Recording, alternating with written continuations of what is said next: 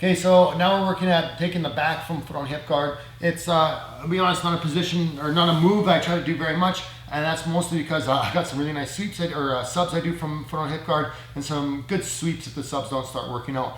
Taking the back can be a little challenging because of the space you have between the two of you, but there's a couple opportunities. So we'll go into the first ones. If he's standing,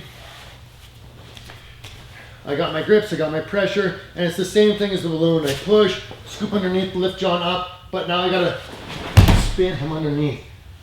This can be challenging if he's holding onto the lapel. So this is probably why you'll see, like, well, if I already got him up, why not just dump him this way?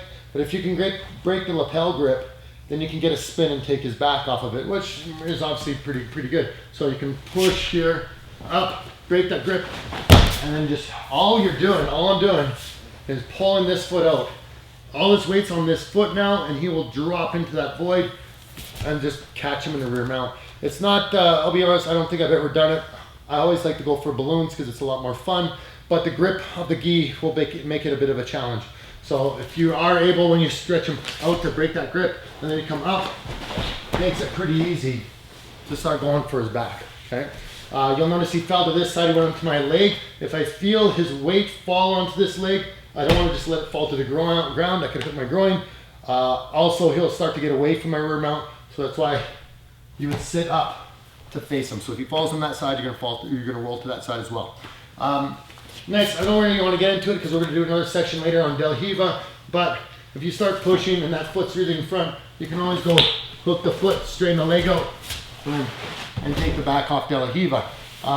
Del Hiva is awesome for taking the back. It's a really easy one to do. If you got short legs, it's fine to get nice hooks to go around. If you got long legs, you can really stretch them out. So one more time, we'll go on this angle so they can see.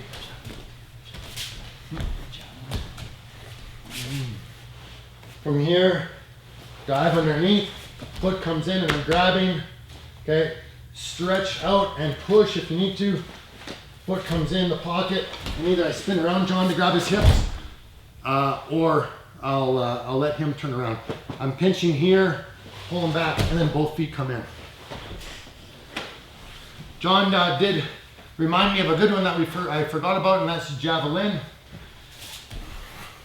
Okay, so from here, if I feel John's trying to clear this leg, this could be a problem for me. So when he goes to clear it, pull his head to the ground and jump on his back. Javelin can be a nasty one. It's usually it's because he's starting to pass your guard and he's getting past this leg. Pull him straight to the ground. So you gotta watch your partner. You don't spear them at the ground. The idea of a javelin is you throw the javelin and it lands. Pulling, that's John's head. So it's here and he starts to clear that leg. Pull him down, okay? And then start looking to the back. Same thing can be done to the knees. John's on his knees. And I'm here. He starts grabbing my pant legs and he starts to pass. Same thing, okay? You can javelin him. This works now well if he's trying to grab both pant legs. This is a fairly common thing. Sometimes you get like this, almost like an open butterfly guard, and he starts to pass to this side and then jump onto his back, okay? So javelin from the knees can work just as well as javelin when he's standing. But what you're looking for is commitment from him coming forward on that pass, okay? If you're looking to take his back while he's on his knees from foot on hip guard, a nice one is when you're pushing is that classic arm drag. Break the grip and just pull. Now as I pull, I gotta take this leg out because I'm just gonna catch him. So I break the grip, then pull and bring my leg in. As this leg comes in, try to open up his guard a bit and kick the other leg in. So, open up his base. So I'm trying to kick that leg back a little bit to open him up. Makes it easier to get my other foot in and it'll drop his hips down a bit or stretch his back out a bit. So from here, I want to break that grip, pull in. As soon as I come around, this foot is there. This motion, right, like that. If he does manage to go belly down right away, hooks go inside, okay? So this will help stretch him out a little bit until you can get your other hooks in. One more time other side.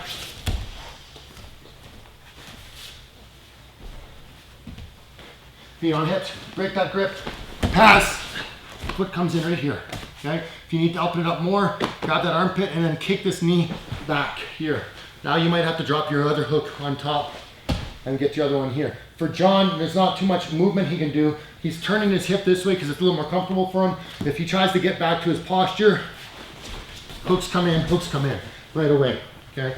So from the knees, you'll see there's a couple things that get done within the framework of a foot on hip guard. Otherwise, you're kind of moving into like a spider guard or an X guard or a De La Riva guard and attacking the back from there. And that's kind of a different topic.